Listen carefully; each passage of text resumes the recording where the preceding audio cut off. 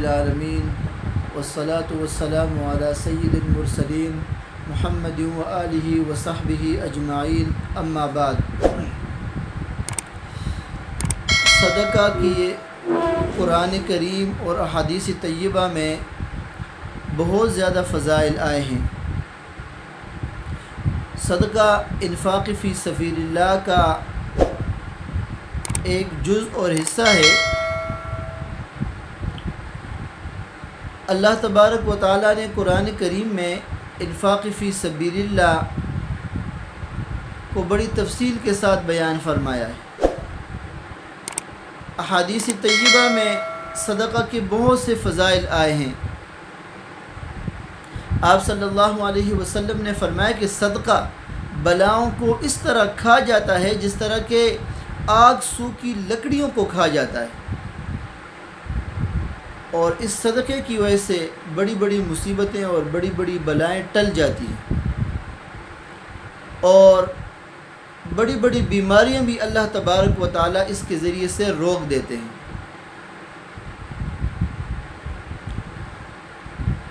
بلکہ یہ بات مشہور ہے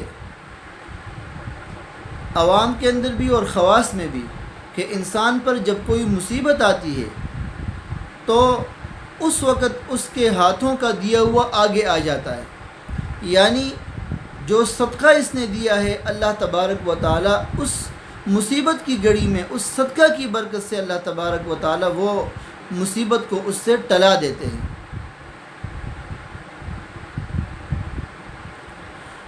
صدقہ کس چیز کا ہونا چاہیے اور صدقے میں کیا کیا چیزیں دی جائے؟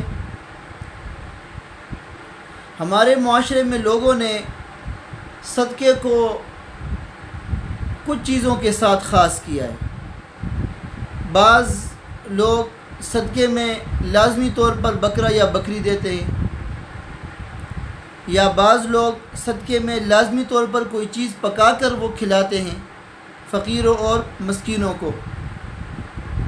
یہ بات یاد رکھیں کہ صدقے کے اندر کوئی خاص چیز لازمی نہیں ہے، کوئی بکرا یا بکری یا کوئی چیز پکا کر جو ہے نا وہ تقسیم کیا جائے، یہ لازمی نہیں ہے۔ صدقہ بڑی سے بڑی چیز کا بھی ہو سکتا ہے اور چھوٹی سی چھوٹی چیز کا بھی ہو سکتا ہے، یہاں تک کہ اگر کوئی چیز نہ ہو تو دوسرے شخص کے ساتھ اچھی بات کرنا، نیک بات کرنا، بلائی کی بات کرنا، یہ بھی صدقہ ہے۔ کسی شخص کو معمولی چیز دینا، مثال کے طور پر اس کو ایک گلاس پانی پلانا، ایک پیالی چائے پلا لینا، کسی کو مسواک دے دینا، کسی کو لکھنے کے لیے قلم دے دینا، پین دے دینا، کسی کو ٹوپی دے دینا، کسی کو تسبیح دے دینا، کسی کو جوتا دے دینا، یہ ساری کی ساری چیزیں یہ صدقہ میں شمار ہوتی ہیں۔ یا کسی کے ساتھ نقدی کی صورت میں تعاون کرنا، چاہے وہ 1 روپے ہی کیوں نہ ہو، 1 روپے سے لے کر ہزاروں لاکھوں کروڑوں روپے تک کسی کے ساتھ تعاون کرنا صدقے کی صورت میں یہ بھی صدقہ ہے۔ کسی کو رہائش کے لیے مکان فراہم کرنا یہ بھی بڑا صدقہ ہے۔ کسی کو پانی پلانا، یا پانی اگر نہ ہو تو پانی کے لیے بورنگ کرنا، کنواں کھودنا، پانی کا انتظام کرنا، یہ بھی صدقہ ہے۔ اگر کوئی چیز انسان کے پاس نہ ہو تو دوسرے کو دین کی کوئی بات سکھانا، یا اس کو کوئی اچھا اخلاق سکھانا، یا اچھی بات اس کو سکھانا، بلائی کی بات اس کے ساتھ کرنا، یہ بھی صدقہ ہے۔ یہاں تک کہ کسی کے ساتھ خندہ پیشانی کے ساتھ پیش آنا، یہ بھی صدقہ ہے۔ اپنے اہل و عیال کے ساتھ، اپنے قریبی رشتہ داروں کے ساتھ، اپنے پڑوسیوں کے ساتھ، اپنے محلے والوں کے ساتھ، اپنے گاؤں اور دیہات والوں کے ساتھ، اپنے شہر والوں کے ساتھ، ملک والوں کے ساتھ حسن سلوک کرنا، اچھا برتاؤ کرنا ان کے ساتھ، یہ بھی صدقہ ہے۔ تو صدقہ اللہ تبارک و تعالیٰ نے عام رکھا ہے، ہر چیز میں آپ صدقے کی نیت کر سکتے ہیں۔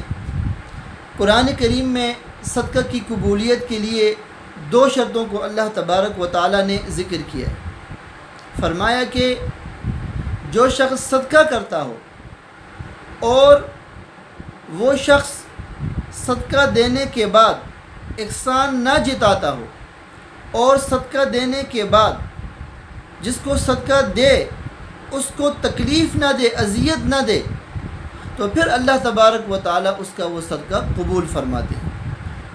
یہ دو شرطیں ہو گئی، ایک تو ہے کہ احسان نہ جتانا، دوسرا تکلیف نہ دینا، اور تیسری شرط تو بہت اہم ہے اور لازم ہے کہ صدقہ خاص اللہ کی رضا کے لیے ہو۔ یہ نہ ہو کہ میں صدقہ دے رہا ہوں اللہ تعالیٰ مجھ سے بلائیں ٹلائے، میں صدقہ دے رہا ہوں کہ اللہ تبارک و تعالیٰ میرا وہ کام کر لے۔ صدقہ اللہ کی رضا کے لیے ہو۔ البتہ اگر صدقے کے جو ثمرات ہیں، بلاؤں کا ٹلنا اور بیماریوں کا ختم ہو جانا، مصیبتوں کا ختم ہو جانا، یہ اس کے ثمرات ہے، اگر اس کا بھی استحضار ہو تو کوئی حرج نہیں ہے، لیکن نیت صرف اللہ تبارک و تعالیٰ کی رضا کی ہو۔ اللہ تبارک و تعالیٰ ہمیں اپنی مرضی کے مطابق صدقات اور نفقات دینے کی توفیق نصیب فرمائے۔ وآخر دعوانا ان الحمد للہ رب العالمین۔